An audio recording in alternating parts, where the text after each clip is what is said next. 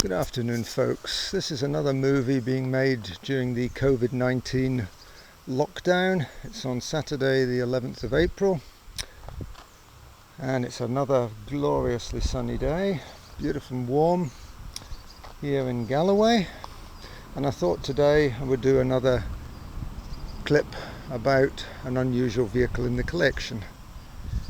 But first, a study of these daffodils, which are just beginning to get past their best, and these which are still looking very magnificent. So the theme today is the humble Metrocab. It was the only serious rival to the famous London black cab made by London Taxis International. This, however, is a very different animal. It's all glass fibre, glass reinforced plastic bodywork, but on a very similar chassis. Much of the running gear is similar. However, whilst the LTI used the Nissan 2.7 naturally aspirated engine, this uses the Toyota 2.4 in turbocharged form, the 2L-T, which I'll show you.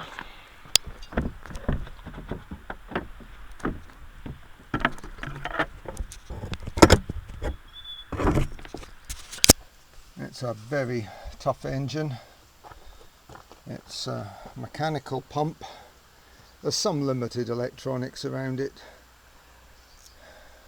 for anti-pollution. It's Euro 3 standard, so unfortunately most of these are now unacceptable to taxi licensing local authorities, and they've been pensioned off, and there are very few left on our streets. I acquired this particular one from Broughty Ferry, Dundee area. Suffered a little bit more from rust than some, because the climate up there and proximity to the sea. And one of the things that can afflict a Metrocab, despite its glass fibre body, is that there's actually a steel framework within the GRP, and one of the weak spots, if it is in a corrosive environment, are these A-posts, which have actually been very carefully sheeted over with steel and plated, cross-bolted, and the doors have been rehung, and there's actually been quite a bit of additional reinforcement done to the framework that supports the floor on top of the chassis. This has got the standard ISRI seat, and it's a manual in this case. Obviously not so many were in manual form because it's somewhat harder work in the city, but some drivers prefer them and they are a little bit more economical. The division has been taken out in order that the seat can go back a little bit further, because I'm 6 feet and 33 foot in a leg, and I need a bit more room really for comfort, so I just managed to grab about 1.5 inches there, and that's all. I did think of actually removing the whole structure there, but it does stiffen the whole body frame quite a bit, and I thought that might not be wise. Power steering, of course, and in the back here we have, this is a 6-seater. These fold up like so and lock in place, and you can, they say, put an upright piano in. Additionally, we've got 3 other seats, these little jump seats, and there's provision. It's fully wheelchair compliant. There are ramps stowed in the back,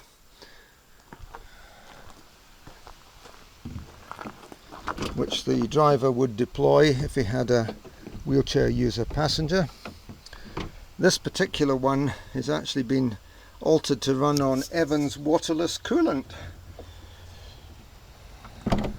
so it won't have any problems sitting in very hot traffic in the summer.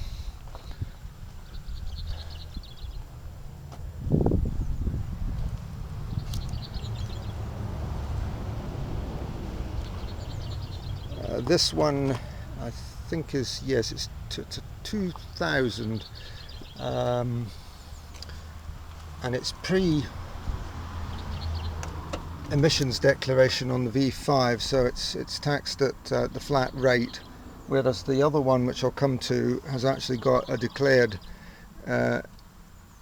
grams per mile or kilograms per mile, and it's taxed at a higher rate.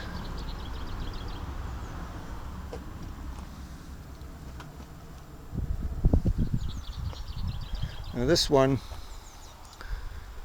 is ex-Coventry, whereas the blue one has done 514,000 miles, which is fairly middling for a taxi. This one's actually on its second engine, and there was speedo change as well, and I make it that it's around about 600, which is getting a bit higher, but by no means exceptional. Again, I've taken the division out. You can see the Toyota automatic transmission here, which is 4 ratio, and that has an overdrive button on the side there for higher ratios, more economy at speed. It's a non-standard seat on this one. I'm not quite sure what it's from. Very comfortable. You've got a bit more room for the feet there, obviously, without the clutch pedal. Very easy to drive. Perhaps 2 or 3 miles to the gallon less economical, though, I would say, overall. And the same inside. Some have got cloth upholstery, but in a taxi I think this is much more practical to have the vinyl that you can wipe down.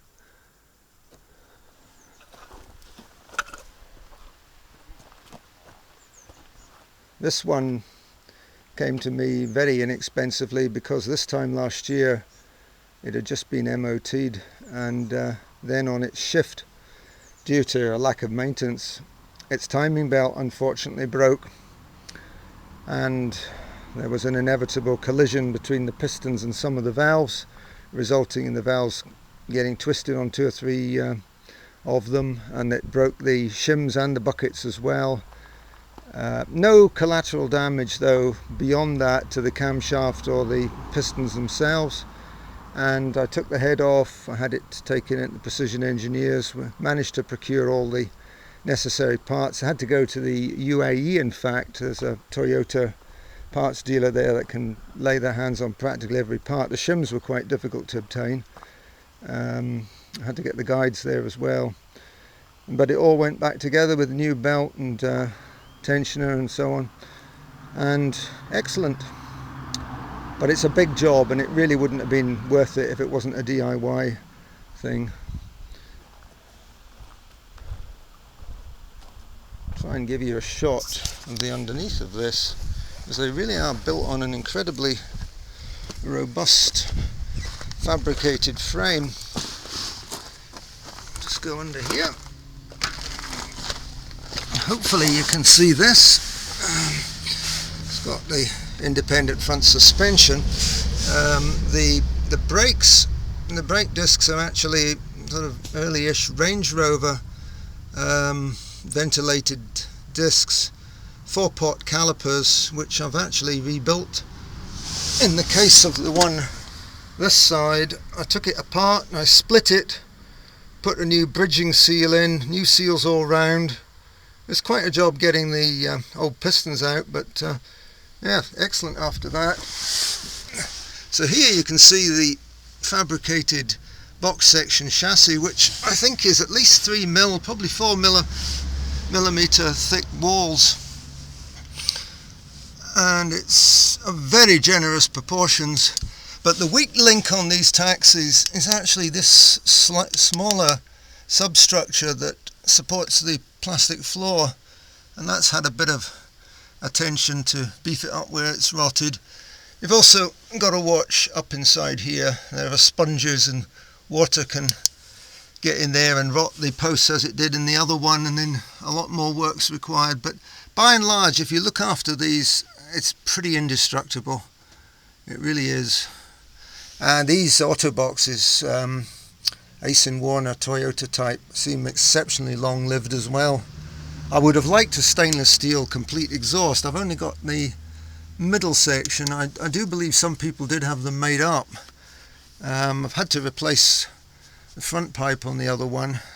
None of these exhaust parts are particularly cheap. Tyres are good to get though. I've got Kingpin taxi tyres of the type that got these, I think it's Liverpool supplier. They're remolds, but they are the ones that are greatly favoured in Scotland. I think they've got a 10mm tread, and I'm very pleased with these. About £40 a go, and then fitting cost on top. But no, I'm enjoying running these as a sort of private owner. I wouldn't say they're hugely economical, but they're going to last a long time. They've got no ABS, very simple engine management, virtually none in fact, and I don't think there's a great deal to go wrong, and there should be some parts knocking around. It's a Hilux high ace type engine, so yeah, bit of fun, very cheap. What this was, I think it was about £450, and the other one was £200, and plus carriage to get them here of course. But there we have it, the humble Metrocab taxi in its final TTT version.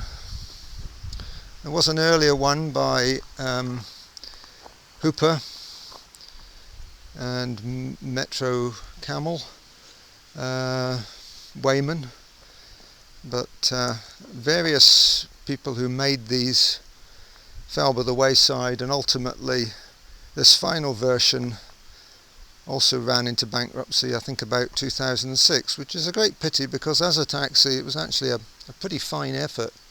Nice drive, sits the road well, comfortable, very little noise with that engine. It's a pretty quiet engine in the taxi, it's well silenced.